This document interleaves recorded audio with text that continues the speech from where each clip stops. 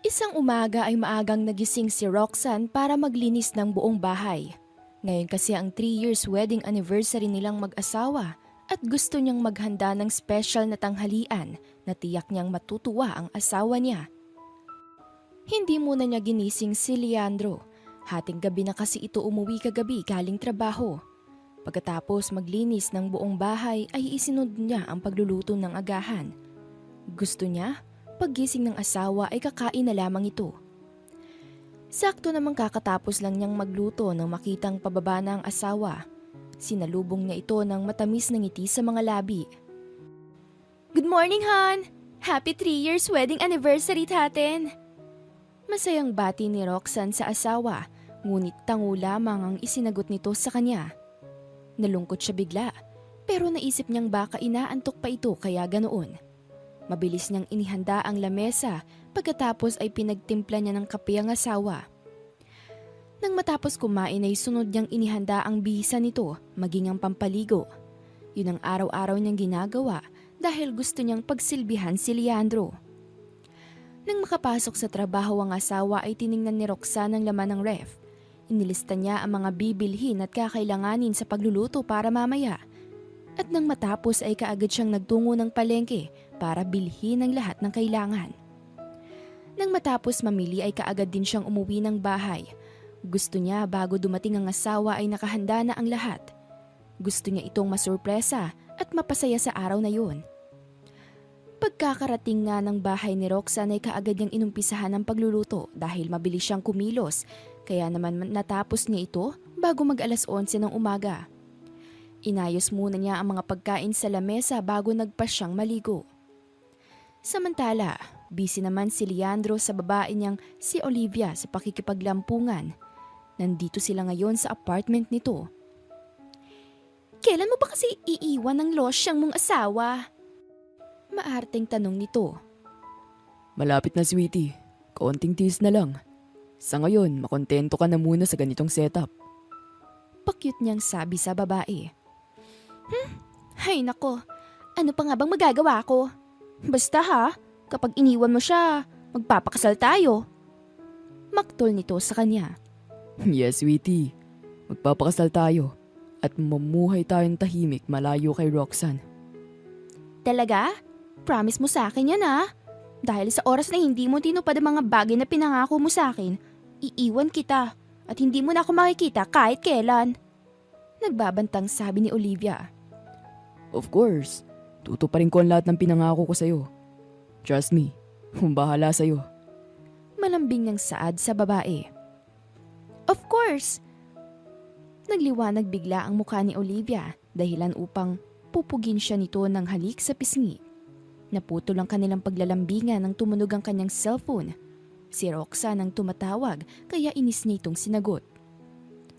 Hello? Bakit napatawag ka? Yamot niyang tanong sa asawa. Malapit na mag-lunch. Nasaan ka na? Baka lumamig ang mga pagkain. Nandito pa ako sa trabaho. Hindi ako makakauwi, baka mamayang gabi pa. Ah, ganun ba? Sige, mamayang gabi na lang natin i-celebrate ang wedding anniversary natin. Kahit hindi na. Sige na, busy ako. Mamaya na lang yan. Bye. Kaagad niyang tinapos ang pakikipag-usap kay Roxanne. Sinong tumawag? Ang losyang mong asawa? Oo. Tinatanong kung nasan ako. Wedding anniversary kasi namin ngayon. Anong sabi mo sa kanya? Siyempre, nagsinungaling ako. Alangan naman sabihin ko na nandito ako sa babae ko. Ang mabuti pa, huwag na nating isipin si Roxanne. Masisira lang ang araw natin. Enjoy na lang natin ang mga sandaling to na magkasama tayong dalawa. Gusto ko yan, sweetie. Kagatlabing tugon ni Olivia. Kaagad itong pumatong sa kanyang ibabaw at inumpisahang gumiling na halos ikabaliw niya. Yun ang gusto niya kay Olivia. Kaya siya nitong pasayahin sa kama, hindi katulad ni Roxanne na boring kasama. Kaya kung minsan ay tinatamad na siyang angkinin ng asawa, kung minsan naman ay napipilitan siya, baka kasi maghinala na ito na may iba siya at yun ang hindi pwedeng mangyari. Malugkot na niligpit ni Roxanne ang mga pagkain at inilagay sa ref. Naalala niya dati ng first wedding anniversary nila na pareho silang may sorpresa sa isa't isa. Ang saya-saya nila noon. Pakiramdam niya ay silang dalawa lang ang tao sa mundo. Ngunit nitong mga nakaraang buwan ay napapansin niyang nagiging malamig ang pakikitungo sa kanya ni Leandro, bagay na ikinalungkot niya. Ngunit hindi niya yon pinansin. Ayaw niyang paghinala ng asawa. Malaki ang tiwala niya at alam niyang hindi siya nito lolokohin o ipagpapalit sa ibang babae. Sa halip na magmukmuk sa bahay ay pinili na lamang ni Roxanne na pumunta ng mall. Gusto niyang mag-shopping at pagkatapos ay maglakad-lakad. Sakay ng kanyang lumang kotse ay nagtungo siya ng mall, ngunit mukhang malas ata ang araw na yun sa kanya. Paano ba naman? May van ang bigla na lamang sumulpot sa gitna. Mabuti na lang at mabilis siyang nakapagpreno. Inis na bumaba ng kotse si Roxanne at kinatok ang van. Matagal bago siya pinagbuksan ng lalaki na sa tingin niya ay driver. May problema ba, ma'am? Aba, nagtatanong ka pa? Eh ikaw tong bigla na lang sumulpot sa gitna. Paano kung hindi ka agad ako nakapagpreno? Pasensya na, ma'am. Hindi ko You don't need to apologize to her. Hindi siya tumitingin sa daraanan niya. Roxanne suddenly turned to the man's voice and saw a bespectacled guy with thick furrowed eyebrows. Aba, kasalanan ko pa talaga? Bakit kaya hindi ang driver mo ang pagsabihan mo kaysa ako ang inaaway mo? Hindi napigilan ni Roxanne ang mapagtaasan ng boses ang lalaki. Mainit na nga ang ulo niya ay dumagdag pa ito. I don't have time to agree with you. Let's go, Sandro. Mas lalo naman ako, no? Next time, tell your driver to be more considerate so you won't be disturbing others. Sa halip na tumuloy ng mall ay nagdesisyon si Roxanne na bumalik na lang ng bahay. Wala na siyang ganang mag-shopping dahil sinira na ng lalaking nakasalamin. Pagkarating ng bahay ay nahiga siya dala ng matinding pagod at antok, kaya mabilis lang siyang nakatulog. Nang magising si Roxanne ay madilim na ang buong kwarto.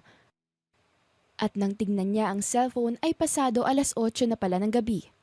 Nagmamadaling bumangon ang babae. Inayos muna niya ang sarili bago bumaba para initin ang mga pagkain. Pasado 11:00 na ng gabi ay wala pa rin si Leandro. Malamig na mga pagkain ngunit matyaga pa rin niya itong hinintay. Eksaktong 1:00 na ng maldaling araw nang dumating ito. Nakangiti niya itong sinalubong at ginawaran ng mabilis na halik sa mga labi. Bakit ngayon ka lang? Nagkayayaan kami ng mga katrabaho ko na uminom. Bakit? May problema ba? Wala naman. Sige na, magbihis ka na sa taas. Pagkatapos bumaba ka kaagad para makakain na tayo. Hindi ako kakain. Busog pa ako. Walang nagawa si Roxanne nang talikuran siya ng asawa. Malungkot niyang niligpit ang mga pagkain at ibinalik sa ref. Nang matapos magligpit, ay kaagad siyang sumunod sa kanilang kwarto. Ang akala niya ay gising pa si Leandro, ngunit mahimbing na pala itong natutulog. Naluluhang naupo sa gilid ng kama si Roxanne. Nalulungkot siya sa biglaang panlalamig sa kanya ni Leandro. Hindi na ito kagaya ng dati na sweet at malambing sa kanya. Ngayon kasing malamig pa sa yelo ang pakikitungo nito sa kanya. Napatanong tuloy siya sa kanyang sarili kung may nagawa ba siyang hindi nito nagustuhan, kaya nanlalamig ito sa kanya. Pinagmasdan ni Roxanne ang mahimbing na natutulog na asawa. Ilang buwan na rin ang nakakalipas nang huling may mangyari sa kanila. Naisip niyang hindi naman siguro masama kung siya ang mauunang magbigay motibo sa lalaki na gusto niyang may mangyari sa kanila. Tutal ay mag-asawa naman silang dalawa. Lakas loob niyang hinubad ang suot niyang pang-itaas, pagkatapos ay isinunod niya ang pajama nito. Nang matapos ay siya umibabaw sa asawa, dahilan upang magising ito. Anong ginagawa mo, Roxanne? Kailangan kita, Leandro. Gusto kong maramdamin ang init na mga halik at yakap mo sa akin.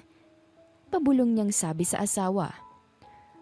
Pagod ako sa maghapon, Roxanne. Kaya pwede ba? Patulugin mo naman ako. Singhal sa kanya ng asawa. Naiiyak na bumaba ng kama ang babae at nagtungo sa kusina. Binuksan niya ang ref at kumuha ng isang boteng beer. Pakiramdam ni Roxanne ay napahiya siya sa harapan ng sariling asawa.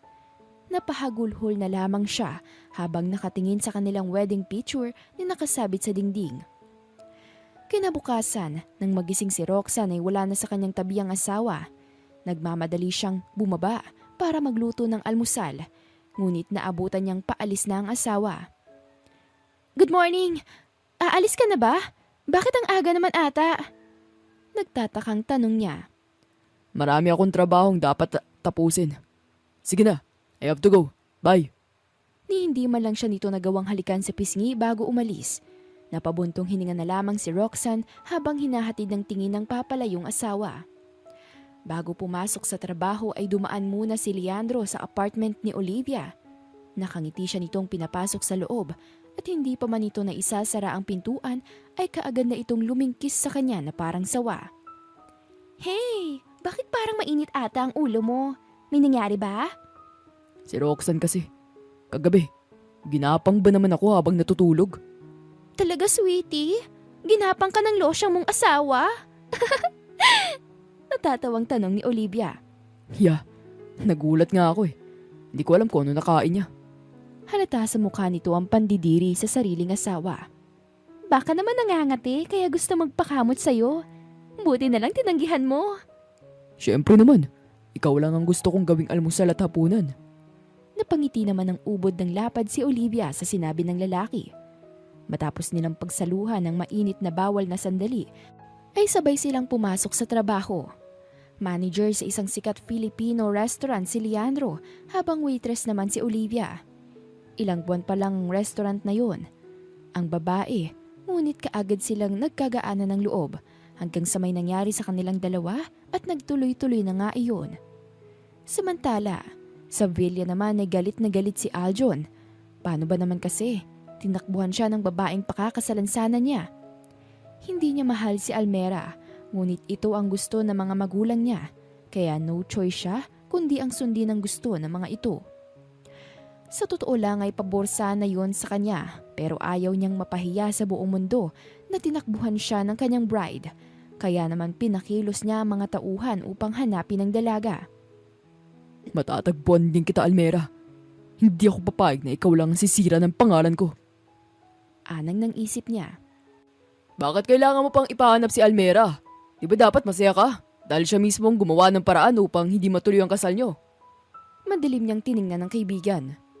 I know, pero ayoko mapahiya at magtawanan ng buong mundo. Imagine, ako si Aljon Montifalco, iniwan ng future bride ko.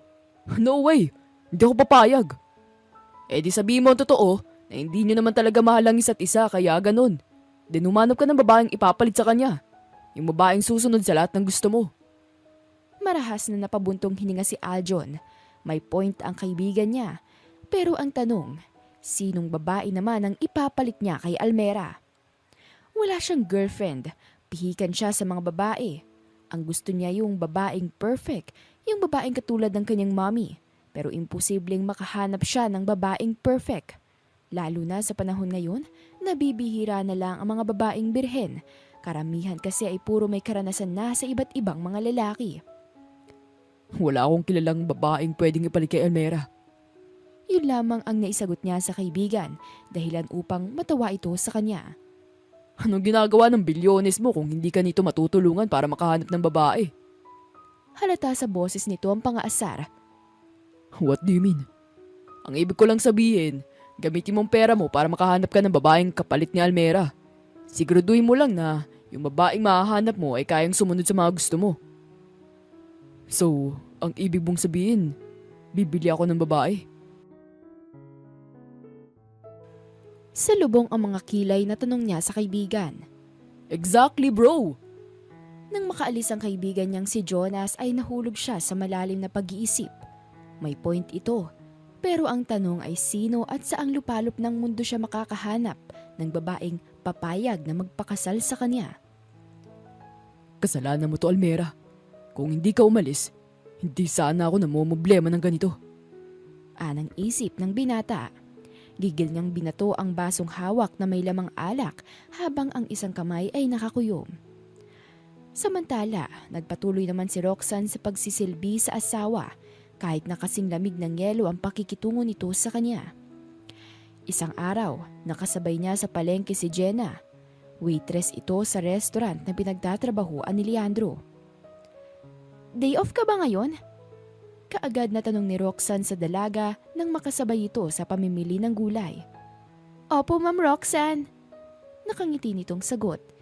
Mabuti ka pa. Kahit isang beses nagde-day off ka. Ang Sir Leandro mo, ayaw niyang mag-day off. Gusto niya magtrabaho na magtrabaho. Ayaw kasi niya nang walang ginagawa eh. Napansin ni Roxanne na natahimik bigla ang dalaga at hindi makatingin ng diretso sa kanya. Hinawakan niya ang isang kamay nito. Bakit, Jenna? May nasabi ba akong hindi mo nagustuhan? Wala naman po, Ma'am Roxanne. Pero may gusto sana akong sabihin sa inyo. Actually, matagal ko na tong gustong sabihin sa inyo. Nagdadalawang isip lang ako. Ha? Bakit naman? Ano ba yon? Sabihin mo sa akin. Promise, hindi ako magagalit. Tungkol po kasi ito kina Sir Leandro at Olivia. Olivia? Siya ba yung bagong waitress sa inyo? Opo, Ma'am Roxanne. Anong tungkol sa kanilang sasabihin mo sa akin? Sa tingin ko po kasi may relasyon silang dalawa. Nung nakaraan po kasi naabutan ko sila sa banyo na magkasama. Tapos magulo ang damit ni Olivia. Pero hindi ko yung pinansin hanggang sa aksidente ko silang nakita sa parking lot na naghahalikan. Nabitawan bigla ni Roxanne ng hawak na gulay.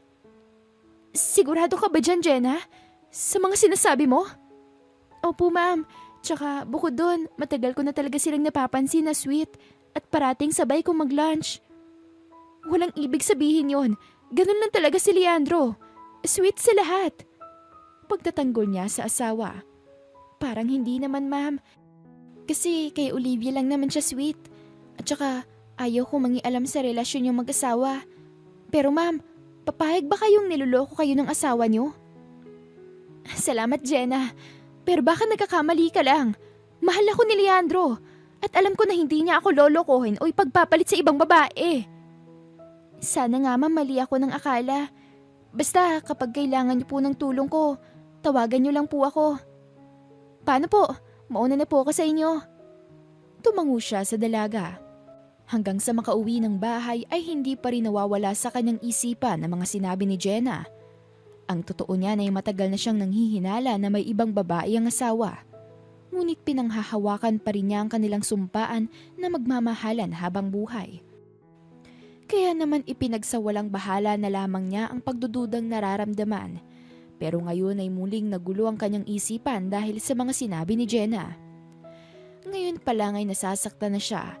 Pero paano nga ba kung totoong may babae ang asawa niya? Paano na siya? Ang kanilang pagsasama? Kinagabihan, pagdating ni Leandro ay sinalubong niya ito sabay halik sa pisngi. Napansin niya ang mantsa ng lipstick sa suot nitong polo. May mantsa ata ng lipstick ang polo mo. Sa pagkakaalala ko, wala naman akong red na lipstick ah. Ito. Wala to. Aksidente lang na naman dyan. Palusot nito. Magtapat ka nga sa akin, Leandro. Niloloko mo ba ako?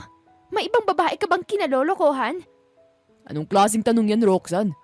Busy na nga ako sa magapong pagtatrabaho tapos pagbibintangan mo pa ako. Alam mo, kung wala kang tiwala sa akin, mas mabuti pa sigurong dumito na lang ako sa bahay. Tapos ikaw na magtrabaho. Alam mong malaki ang tiwala ko sa'yo. Pero sana naman huwag mong sirain yun dahil kapag nasira ang tiwala ko, mahirap na tong maibalik pa. Dami mong sinasabi. Dapat nga magpasalamat ka sa akin. Kahit ganun ang itsura mo, umuwi pa rin ako sa'yo at pinagtitiisan pa kita. Pagod na nga ako sa maghapon tapos pag uwi ko ng bahay, ito lang mapapala ko. Pwisit! Padabog siya nitong iniwan sa sala. Narinig pa ni Roxanne ang malakas nitong pagsara ng pintuan ng kanilang kwarto. Kinabukasan, maagang pumasok ng trabaho si Leandro. Ang dahilan nito sa kanya ay darating ang may-ari ng restaurant kaya kailangang maaga ay nandoon na sila ng mga empleyado. Sa sobra nitong pagmamadali ay hindi na ito kumain ng agahan. Pagsapit ng tanghalian ay sinadya ni Roxanne na hindi sabihin sa asawa na pupuntahan niya ito at magdadala siya ng tanghalian nito. Gusto niyang surpresahin ng asawa. Ngunit hindi pa man nakakababa ng kotse si Roxanne ay nakita niya si Leandro sa labas ng kotse nitong may kahalikang babae. Halos manlaki ang kanyang mga mata nang makita kung sino ang babaeng kahalikan ng asawa. Walang iba kundi si Olivia. Tama nga ang sinabi sa kanya ni Jenna. May relasyon sina Leandro at Olivia. Mabilis na bumaba ng kotse si Roxanne at naglakad palapit sa dalawang tao na busy pa rin sa paghahalikan. Masarap bang humalik si Olivia? Sabay pang napalingon ng dalawa sa kanya. Roxanne, Sabay pang sambit ng mga ito sa pangalan niya. Ako nga. Sorry kung naistorbo kang paghahalikan ninyo. Ang akala ko ang ahas nasa gubat. Hindi ko alam na nagaan yung tao na palang ahas sa mga yon. Roxanne, please, wag dito.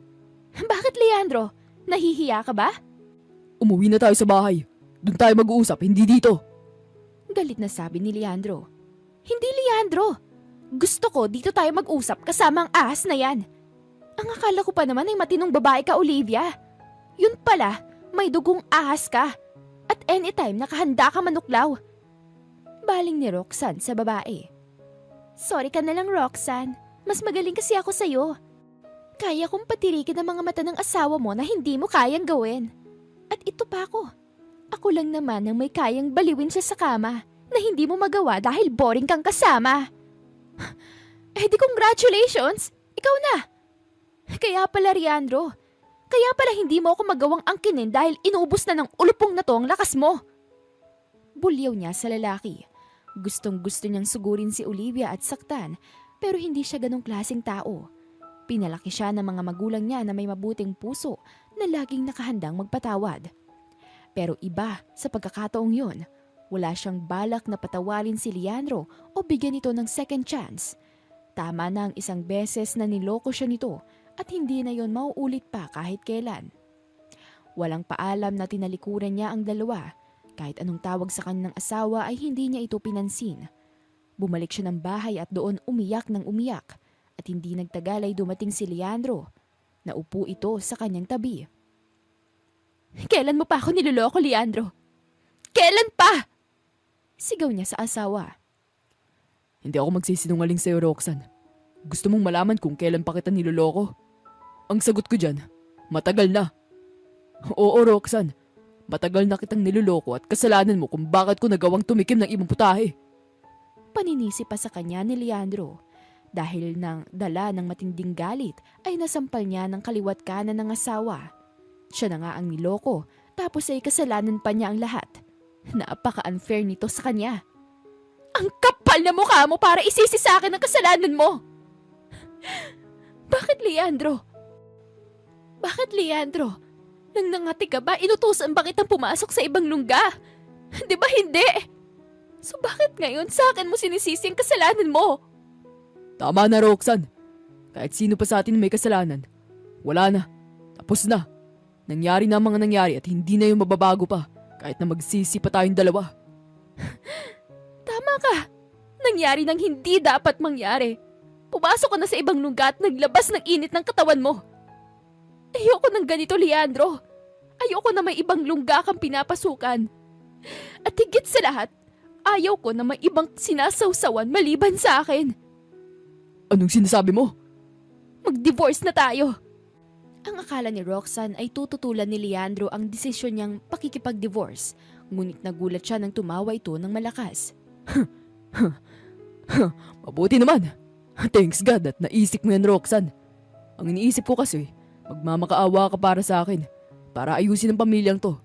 Salamat naman at hindi mo na ako pinahirapan pa. Walang hiya ka, Leandro. Sa tono ng boses mo, parang sinasabi mo na matagal mo na gusto makipaghiwalay sa akin. Exactly! Dahil hindi na kita masigmurang tingnan pa.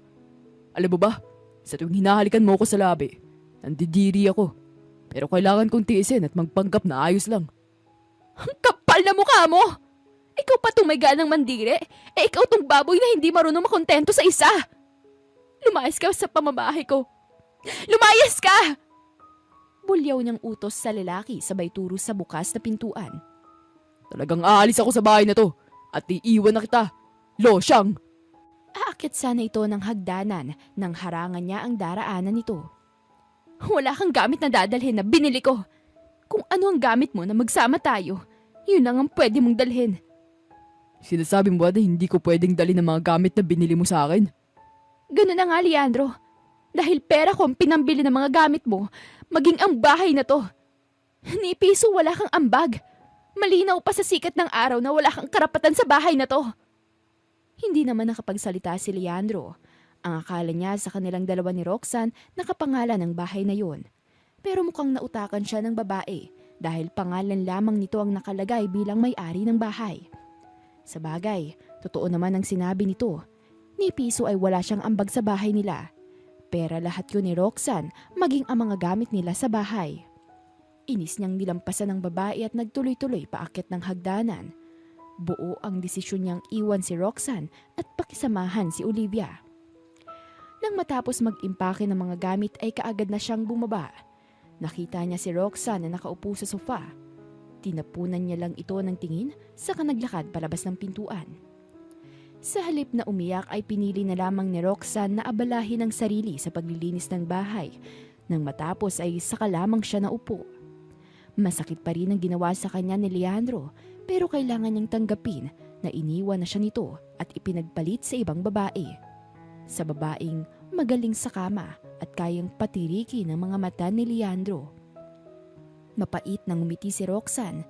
Ni sa panaginip niya ay hindi niya naisip na masisira ang masaya nilang pagsasamang mag-asawa. Nasisirain nito ang mga pinangako nito sa kanya nang dahil lamang sa naging losyang na siya.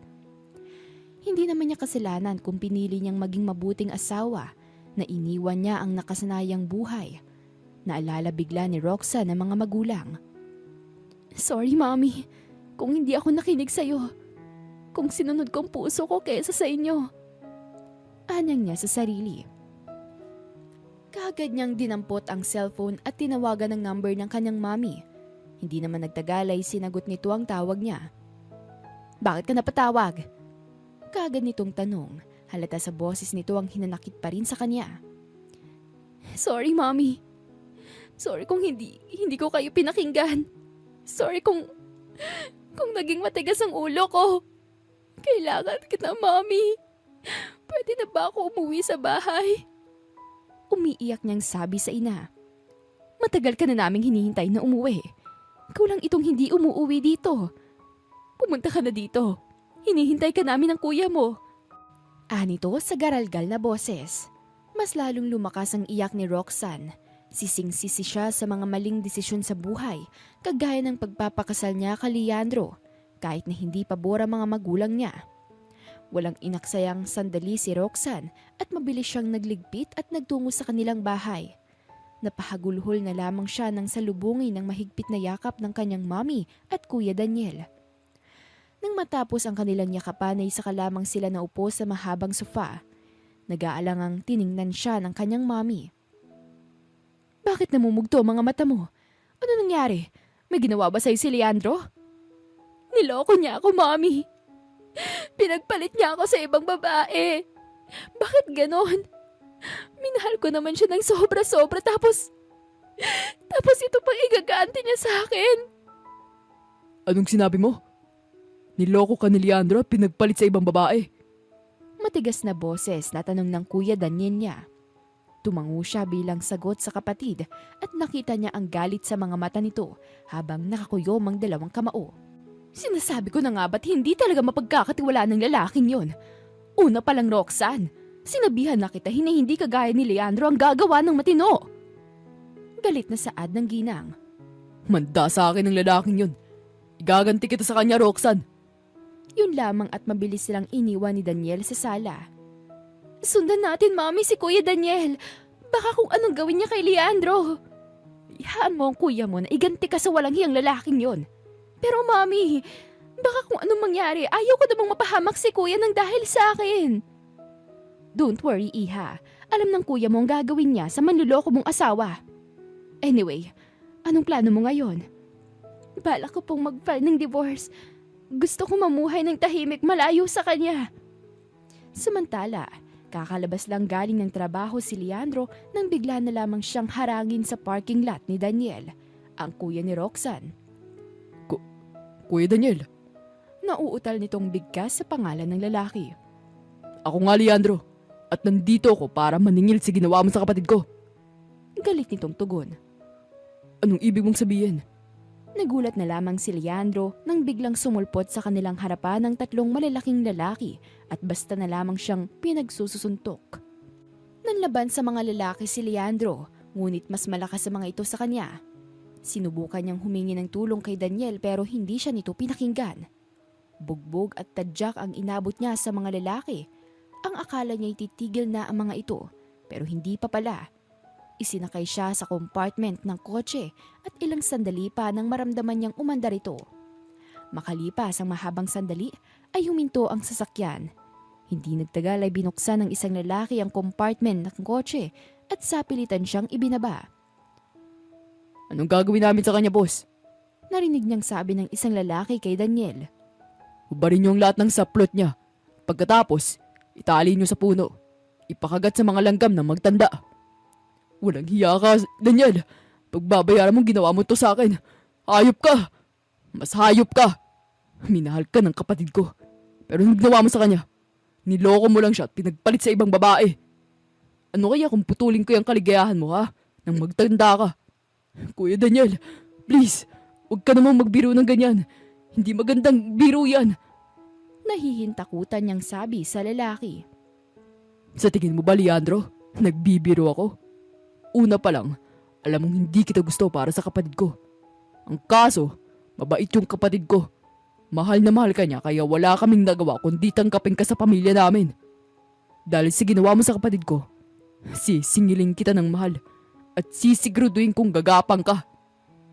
Matapang ka lang, Daniel, dahil may mga tauhan ka. Pakawalan mo ako dito at lumaban ka ng patas. Hamon niya sa lalaki. Ano ko, tanga? Arnold, ubara mo ng lalaking yan. Pagkatapos, itali niyo sa puno at ipakain sa mga langgam. Utos ni Daniel sa mga tauhan na kaagad namang tumalima. Sa pilitan ngang hinubaran ng mga tauhan ni Daniel si Leandro at itinali sa puno na madaming langgam. Hayop ka, Daniel! Pakawalan mo ako dito! Sigaw niya ngunit tinawanan lamang siya nito bago sumakay muli ng kotse. Pinilit ni Leandro makawala sa pagkakatali pero sadyang mahigpit ang pagkakatali kaya naman hirap siyang tanggalin yun. Napasigaw pa siya sa sakit ng maramdaman ng mga langgam na nag-uumpisa na siyang kagatin. Samantala, kinabukasan ay nag-file na nga ng divorce si Roxanne bago umuwi ng bahay. Dumaan muna siya ng department store. Kailangan niya mag-shopping at magpaganda. Gusto niyang ibalik ang dating alindog. Habang abala sa pamimili ng mga damit, ay bigla na lamang sumulpot sa kanyang harapan si Olivia. Pilit nitong inaagaw ang hawak niyang red dress. Anong problema mo, ha? Bakit pati damit gusto mong agawin sa akin? Galit niyang tanong sa babae. Excuse me lang, Manang Roxanne. Nauna ako sa damit na to, kaya sa akin to. Ah, ganun ba? Eh di sige, sa'yo na. Sabay bitiw sa hawak na damit. Huwag ka na kasi magpaganda pa, Roxanne. Manang ka na eh. Nagdesisyon na si Leandro na akong pinili niya at hindi ikaw.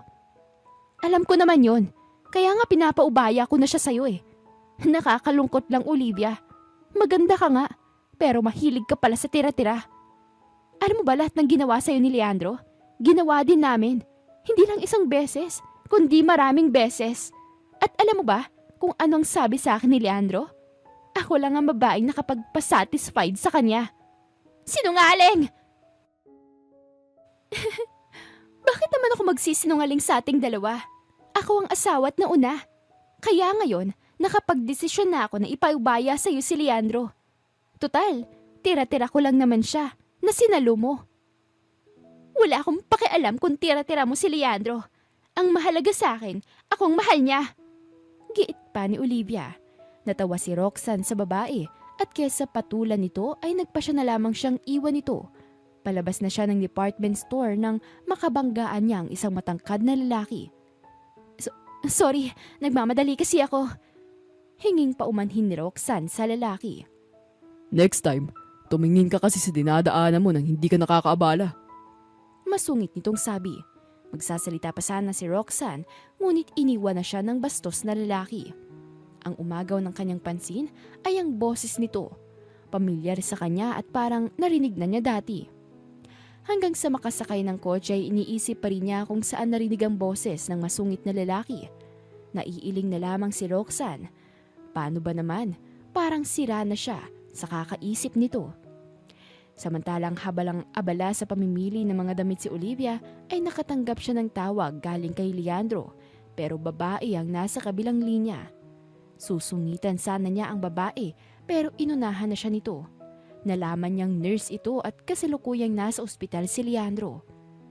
Nagmamadaling nagtungo ng ospital si Olivia at nang makarating ng ospital ay kaagad niyang hinanap ang kwarto nito. Napatakip siya ng bibig nang makita ang itsura nito. Ano nangyari sa'yo, sweetie? Bakit nagkaganyan ang itsura mo? Kagagawan to ng walang hiyang kapatid ni Roxanne. Mabuti na lang talaga may tao nakakita sa akin. Dahil kung hindi, baka hindi lang itong abutin ko sa mga langgam. So nagsumbong pala ang babaeng yun sa kapatid niya. Actually, nagkita kami kanina sa mall. Ano bang inaway niya ako at pinahiya sa harap ng maraming tao? Pagsisinungaling ni Olivia. Don't worry, makakaganti din tayo sa magkapatid na yun. Napangiti naman ang babae sa narinig mula kay Leandro. Ilang araw ding hindi makapasok ng trabaho si Leandro kaya naman nag-file siya ng 2 linggong leave. Ganon din si Olivia. Gusto kasi nitong alagaan siya habang nagpapagaling sa mga pantal. Nang araw na yon ay excited silang pumasok sa trabaho ni Olivia, ngunit sa pagkakataong yon ay hindi na nila kailangang itago ang kanilang relasyon. Tutal naman, wala naman sa rules na pinatupad na bawal ang magkarelasyon ng magkatrabaho. Pero hindi pa man sila nakakapasok sa restaurant nang ipatawag silang dalawa sa opisina na may-ari. May mahalaga daw itong sasabihin sa kanila. Laylay ang balikat na lumabas ng opisina ang dalawa. Sinisisi ang bawat isa. Kasalanan mo to, Leandro. Alam mo naman palang family friend din na Roxanne ang may-ari ng restaurant na to. Tapos ang lakas ng loob mong ipangalandakan na may relasyon tayo. Galit na sabi ni Olivia. Kung hindi mo kasi ako inakit-akit, hindi tayo magkakaganito. Kaysa magsisiyan tayo dito, umuwi na lang tayo. Nagpatiuna na siyang naglakad sa babae. Makalipas ang 1 linggo, hindi inaasahan ni Leandro na magiging bisita niya si Roxanne. Nagulat pa siya nang mapagbuksan ito ng pintuan. Oh, bakit ganyan ka makatingin sa akin, Leandro? Nagulat ka ba na makita ko na dating ako? O nagulat ka dahil nagpunta ako dito? Pareho. Bakit nandito ka? May kailangan ka ba sa akin? Relax, hindi naman ako nandito para magtagal. Kaya lang naman ako nagpunta dito para personal na iabot ito sa'yo. Inaabot niya sa lalaki ang hawak na brown envelope na kaagad naman itong tinanggap. Ano naman to? Divorce paper yan. So, itinuloy mo talaga ang pag-file ng divorce? Bakit, Leandro? Sa tingin mo nagbibiro ko sa sinabi kong yun sa'yo? Pagkatapos ng ginawa mong panluloko sa akin, gusto mo makipagbiruan pa ako sa'yo? Walang kasing sakit at kapatawaran ang ginawa mo sa akin. Pasalamat ka pa nga, mabait ako. Dahil kung hindi, baka dinimanda na kita kasama ang kabit mo. Roxanne! Tawag ni Leandro sa pangalan niya. Sana naging masaya ka at sana hindi bumalik sa'yo ang ginawa mo sa akin. Simula ng araw na yon ay pinangako ni Roxanne sa kanyang sarili na yun ang huling beses na makikita niya ang mukha ni Leandro. Galit at pagkasuklam ang naramdaman niya at walang kapatawaran ang ginawa nito sa kanya. Ngayong wala na sila, ang balak niya ay mag-focus na lamang sa negosyo ng kanilang pamilya. Gusto din niyang ituloy ang pagpapatayo ng ospital para sa mga mahihirap na kapos sa pera. 3 years later. Nandito ngayon sa bar si Roxanne kasama ang kanyang pinsan para i-celebrate ang success ng kanilang ospital. Bukod doon ay masaya siya dahil maraming bata silang natulungan sa bahay ampunan. Sa nakalipas na 3 taon ay naging busy siya sa buhay para kahit papaano'y makalimutan ang hirap na pinagdaanan sa dating asawa. Pero hindi pala yun ganun kadali.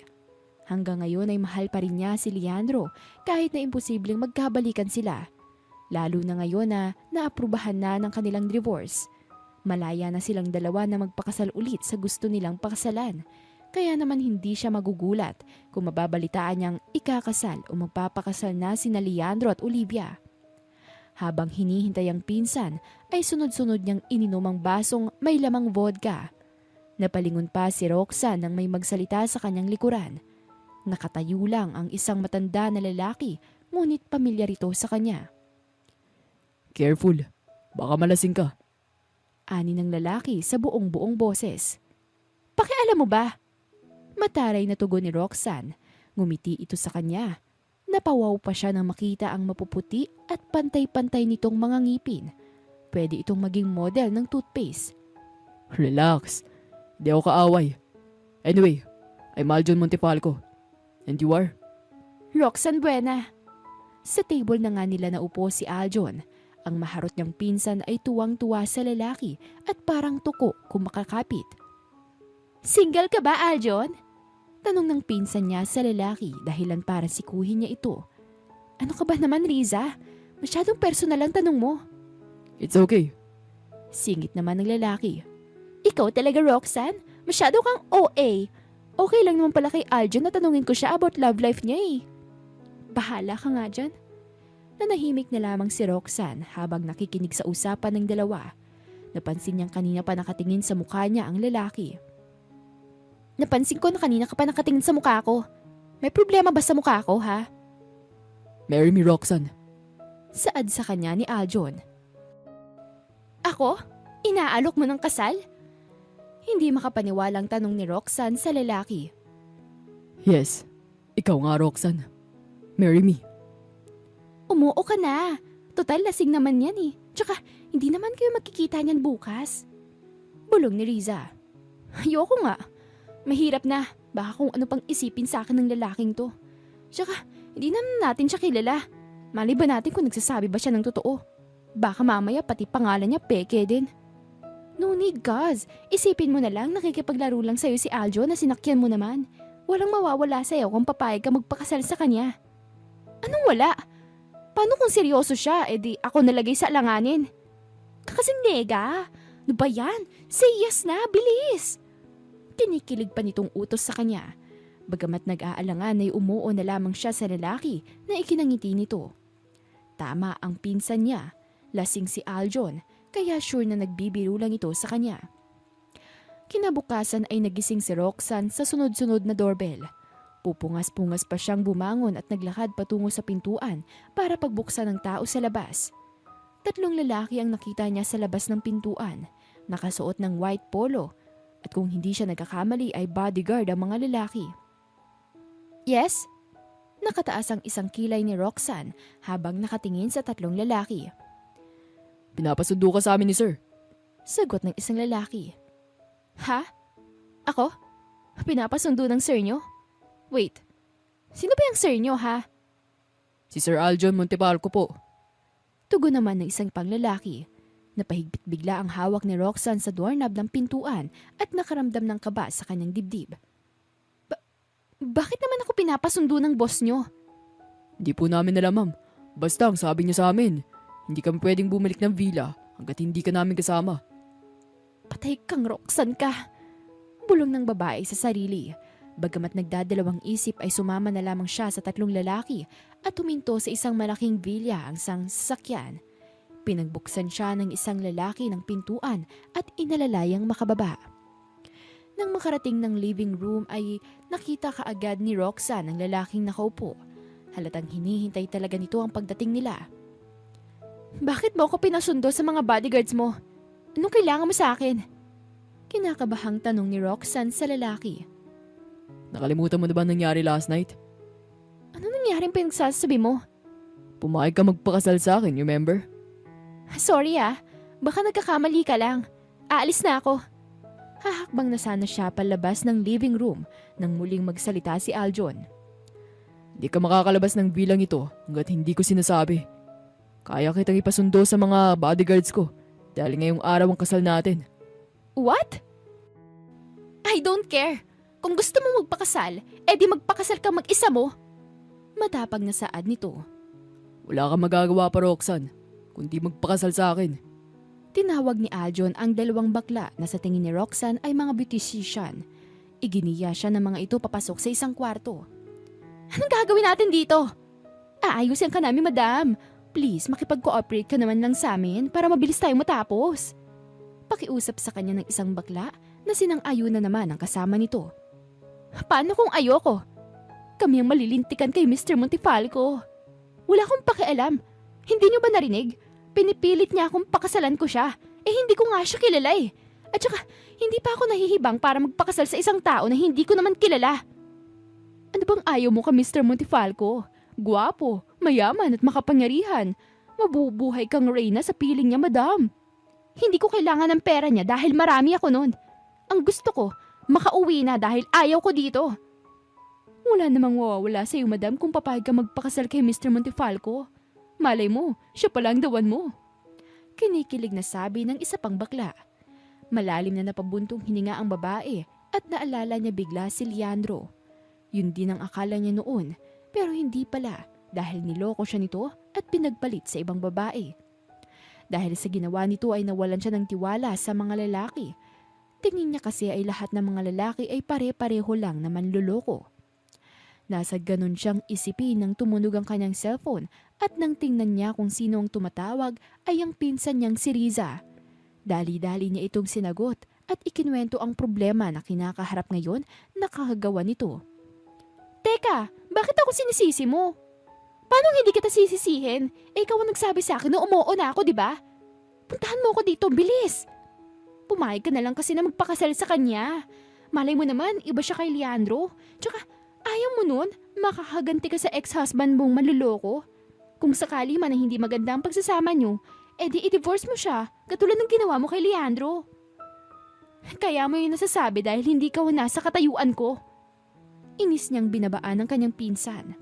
Inutusan niya ang dalawang bakla na umpisahan na siyang ayusan. Ayaw na niyang makipagtalo pa dahil pagod na siya. Bahala na sa kanya ang kapalaran kung ano ang mangyayari sa kanya sa oras na may kasal siya kay Aljon Montefalco, sa lalaking hindi niya lubos na kilala. Katatapos lamang siyang ayusan nang bumukas ang pintuan. Mula doon ay iniluwalang gwapong si Aljon. Titig na titig ito sa mukha niya at nakaramdam naman siya ng pagkailang sa klase ng titig nito sa kanya. Bakit ganyan ka makatitig sa akin? Don't tell me, in love ka na sa akin. Pabirong sabi ni Roxanne. Sorry, pero hindi kita type. Tugon ni Aljon sa seryosong boses. Don't worry, no? Mas lalong hindi kita type. Ginting sabi niya na totoo naman. Kung tapos ka ng ayusan, sumunod ka sa akin sa garden. Sabi nito saka lumabas ng kwarto. Naiwan naman si Roxanne na naiinis kay Aljon. Samantala, dumiretso na ng garden ang lalaki. Nandun na kasi si Jonas kasama ang kaibigan nilang mayor na siyang magkakasal sa kanila ni Roxanne. Nakangiti siyang sinalubong ni Jonas sabay tapik sa balikat. So, kamusta naman ang feeling na ikakasal? Okay lang. Tipid niyang sagot. Mabuti na lang napapayag mo siya magpakasal sa'yo. Wait, ano bang ginawa mo? Tsaka, saan mo siya nakilala? Curious na tanong ni Jonas. Actually, matagal ko na siyang kilala. 3 years ago. Hindi sinasadyang nagkabanggaan kami sa department store. Nahulog ang wallet niya kaya nalaman ko ang pangalan niya. Nang time na yun, may asawa siya. Pero hindi nagtagal, naghiwalay sila.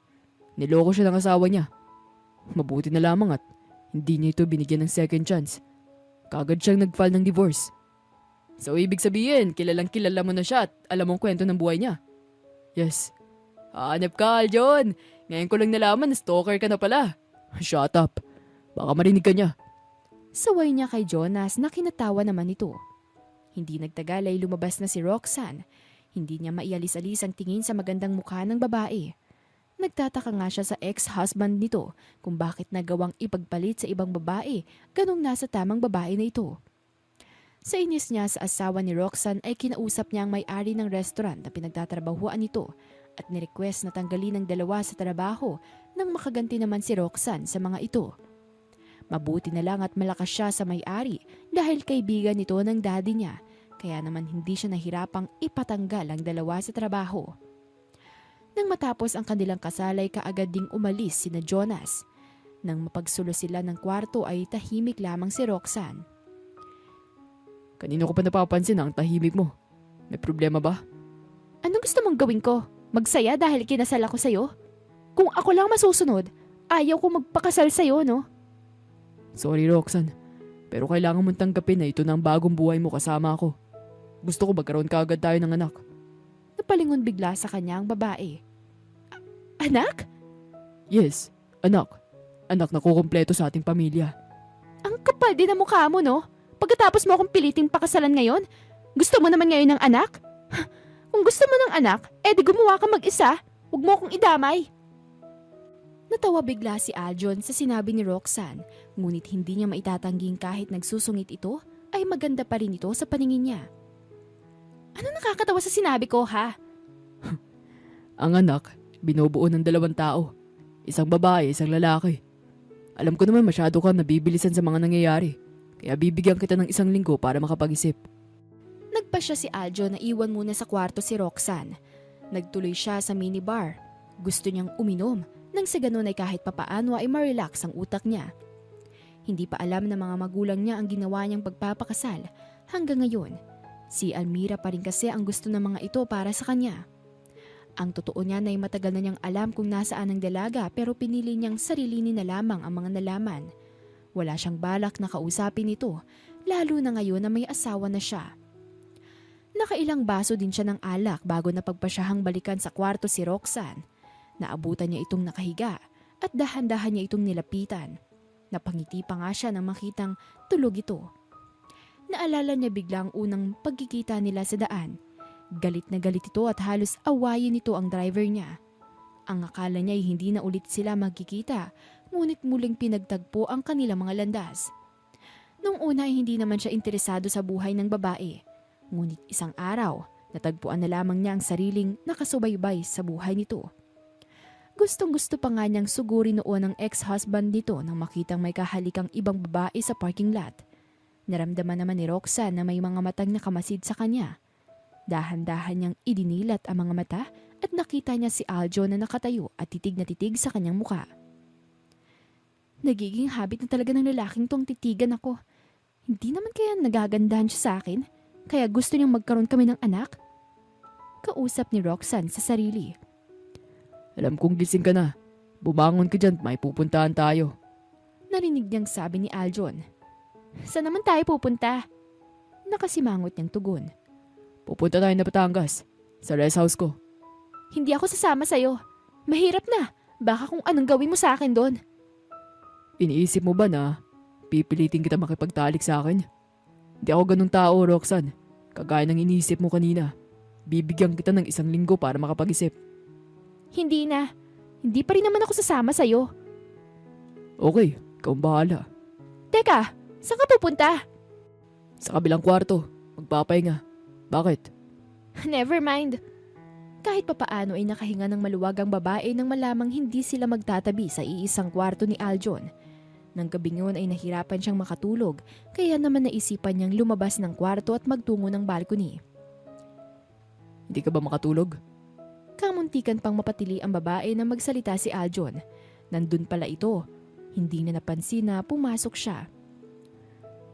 Medyo siguro na mamahay ako eh. Ikaw? Nagpapantok lang. May gusto sana akong itanong sa'yo, Aljon. Sana sagutin mo ko ng totoo.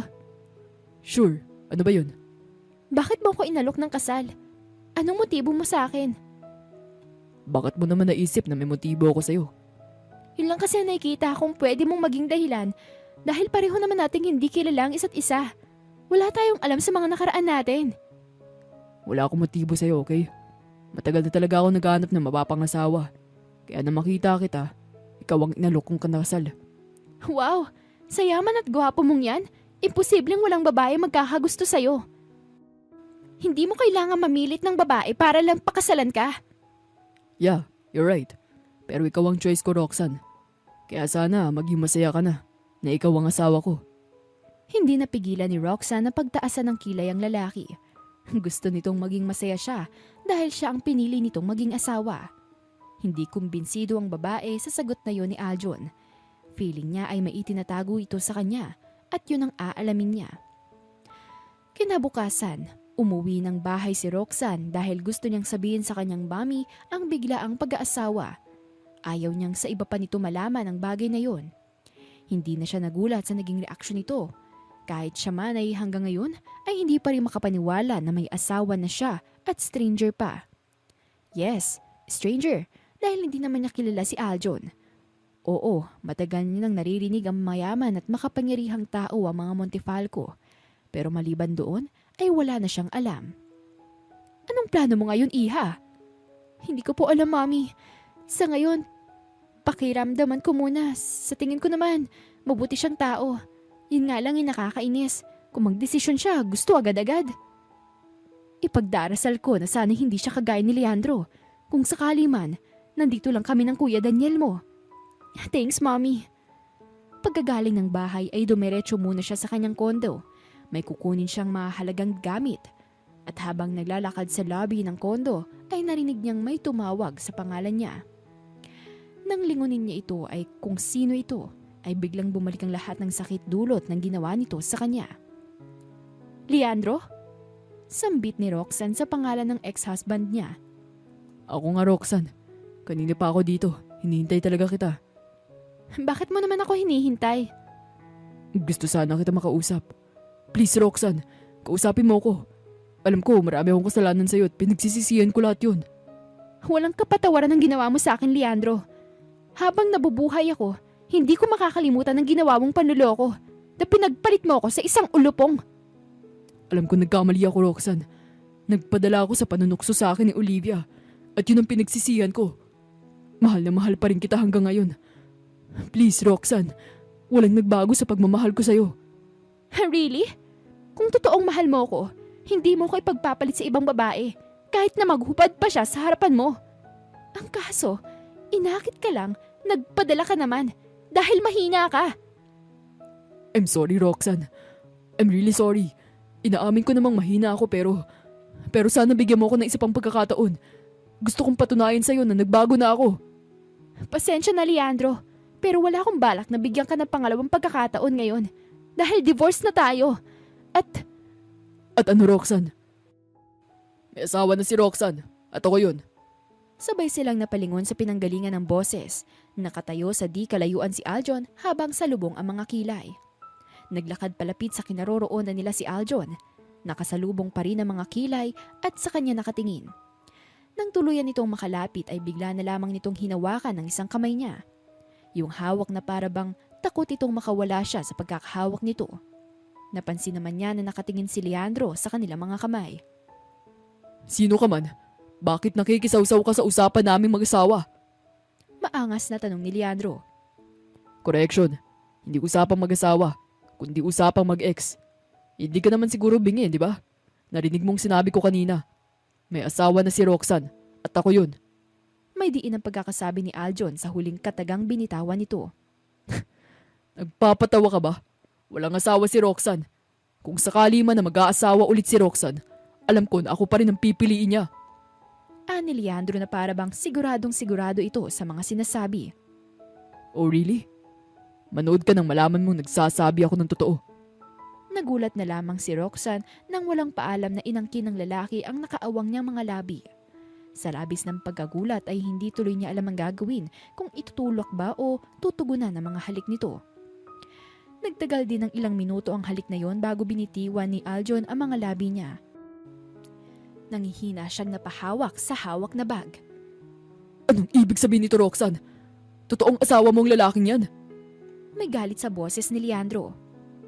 Oo, asawa ko nga siya. Pag-amin ni Roxanne sa dating asawa. Bakit, Roxanne? Bakit? Umasa ako na magkakaayos pa tayong dalawa. Na kaya pang maayos ang nasira nating pagsasama. Tapos ipagpapalit mo lang ako sa lalaking to. Ang kapal din naman ng mukha mo na sabihin sa akin yung mga katagang yan. Kung hindi ka nagloko at pumasok sa ibang lungga, edi sana maayos tayo ngayon. Edi sana masaya tayo ngayon kasama ang mga anak natin. Pero anong ginawa mo, Leandro? Tumikim ka ng ibang putahe. Sa putaheng bawal. Kaya wag na wag mo akong sisisihin sa karupukan mo. Hindi na hinintay ni Roxanne na makapagsalita pa si Leandro. Mabilis na niya itong tinalikuran habang nakasunod naman sa kanya si Aljon hanggang sa makasakay siya ng elevator. Ikaw, bakit sinusundan mo ako? Kung iniisip mong tatakasan kita, huwag kang mag-alala. Hindi ko yung gagawin. Hindi kita sinusundan. Gusto lang kitang bantayan at siguraduhin safe ka. Nagpapatawa ka ba ha, Aljon? Sinusundan at binabantayan. Magkapareho lang yun. Mahal mo pa rin ba hanggang ngayon si Leandro? Kung hindi ba kita pinilit na pakasalan ako, posible bang magkabalikan kayong dalawa? Wala akong balak na makipagbalikan sa kanya. Tama ng isang beses na sinaktan niya ako. Hindi ako papayag na saktan ulit niya ako at lokohin. Mabuti kung ganun. Hindi mo deserve ang saktan at lokohin. Hindi si Leandro ang tamang lalaki para sa'yo. Maraming lalaki. Malay mo nakilala mo na palang lalaking inilahan sa'yo ng tadhana. Sino naman? Ikaw? Kung sakali ba, na ako, ayaw mo ba? Depende. Kapag nagamot mo ang sugat dito sa puso ko. Kapag ba nagamot ko ang sugat dyan sa puso mo, mamahalin mo ba ako? Nakukulitang tiningnan niya ang lalaki. Sige, titignan ko. Alanganing sagot ni Roxanne. Ayaw ko ng ganyang sagot. Gusto ko yung sigurado na sagot at may mapapala ako. Natawa naman si Roxanne sa tinuran ni Aljon. Okay, fine. Dahil makulit ka. Kaya sige, bibigyan kita ng chance na makilala kita, Aljon Montefalco. You mean, Bibigyan mo ko ng sapat ng panahon para kilalanin kita ng lubusan. At sana willing kang maghintay kung kailan ulit titibok ang puso ko. willing ako maghintay, Roxanne. Kahit gaano pa katagal. Basta, huwag ka lang aalis sa bahay. Deal. Inabot niya ang isang kamay sa lalaki bilang pakikipagsundo na kaagad naman itong inabot. Hindi maintindihan ng babae ang nararamdaman ng magdaop ang kanilang mga palad. Pakiramdam niya'y bigla siyang napaso. Simula nga ng araw na yon ay inumpisahan niyang kilalanin si Aljon Montefalco, kung ano ang mga gusto nito, mga hilig, maging ang mga paboritong pagkain. Natutuwa ang babae nang malamang marami silang pagkakapareho ni Aljon, maging ang paboritong kanta ay pareho din sila. Habang lumilipas ang mga araw na magkasama silang dalawa, ay unti-unti niya itong nakilala. Ito ang tipo ng tao na hindi mahirap pakisamahan at pakibagayan. Samantalang habang tumatagal ang pagsasama ni Leandro at Olivia, ay unti-unti namang nagbago ang pakikitungo nito. Hanggang sa isang araw, nasaksihan mismo ng dalawang mata niya ang panlulokong ginagawa ni Olivia. Gustong-gusto niyang sugurin ng dalawa at patayin sa bugbog ang lalaki, ngunit hindi niya ito magawa. Naisip ni Leandro na marahil yun ang karma niya sa ginawang panluloko kay Roxanne. Kinagabihan, pag-uwi ng bahay ni Olivia ay lakas loob niya itong kinumpronta. Hindi siya papayag na patuloy siya nitong iputan sa ulo. Bakit ngayon ka lang oras umuwi, ha? Uwi pa ba to ng matinong babae? Salubong ni Leandro sa babae pagkasara nito ng pintuan. Maraming customers sa bar. Pagod ako. Ayaw ko makipagtalo sa'yo. Talaga? Pagod ka? Sinungaling. Nakita kita kanina kasama ng lalaki mo. Di ka na nahiya. Nakikipaghalikan ka sa harapan pa mismo ng maraming tao. Ano naman sa'yo kung nakikipaghalikan ako? At least, yun may silbi. Eh ikaw, wala. Pagkatapos ng mga ginawa ko sa'yo, ito lang igaganti mo sa akin. Iniwan ko ang asawa ko nang dahil sa'yo. Tapos lolokohin mo lang ako. Wala kang kwentang babae. Pareho lang tayong walang kwenta, Leandro. Ngayong alam mo nang may lalaki ako, panahon na para iwan kita. Hindi ako magtsatsaga sa katulad mong pilantod, no? Walang nagawa si Leandro nang iwan siya ni Olivia. Hinabol niya ito sakay ng kanyang wheelchair, ngunit mabilis itong nakasakay ng taxi. Malungkot na bumalik ng bahay ang lalaki, punong-puno ng pagsisisi. Alam na niya ngayon ang pakiramdam ng niloko at inuputan sa ulo.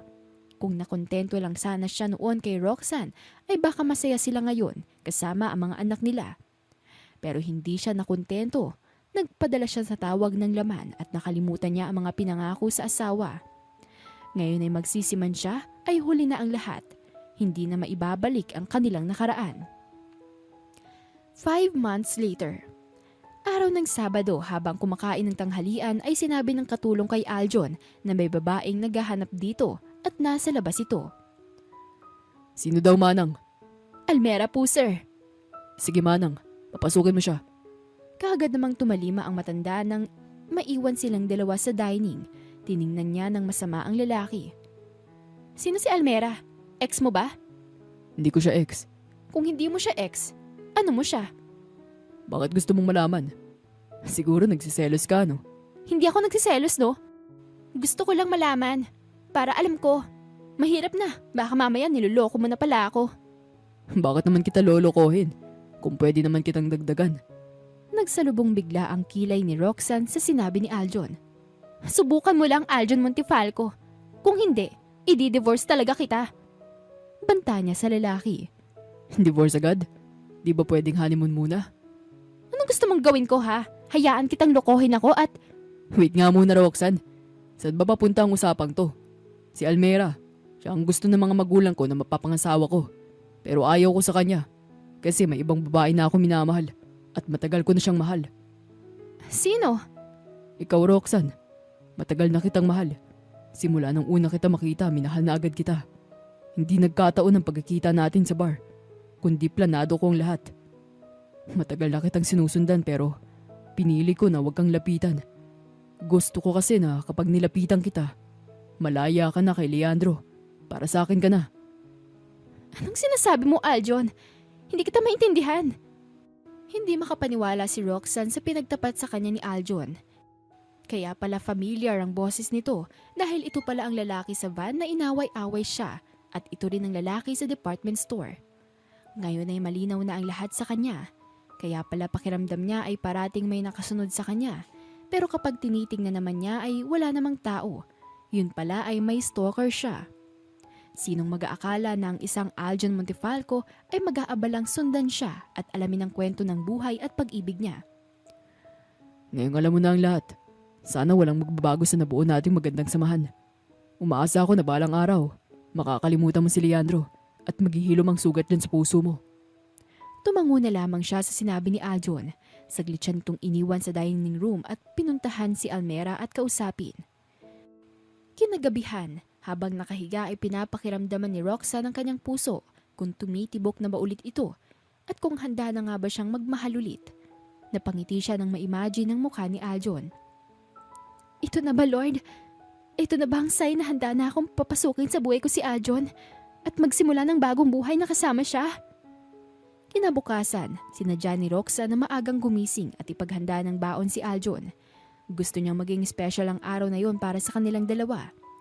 Habang abala sa pagluluto ay hindi niya namalayan ang paglapit ni Aljon. Nakatayo ito sa kanyang likuran at pinagmamasdan siya.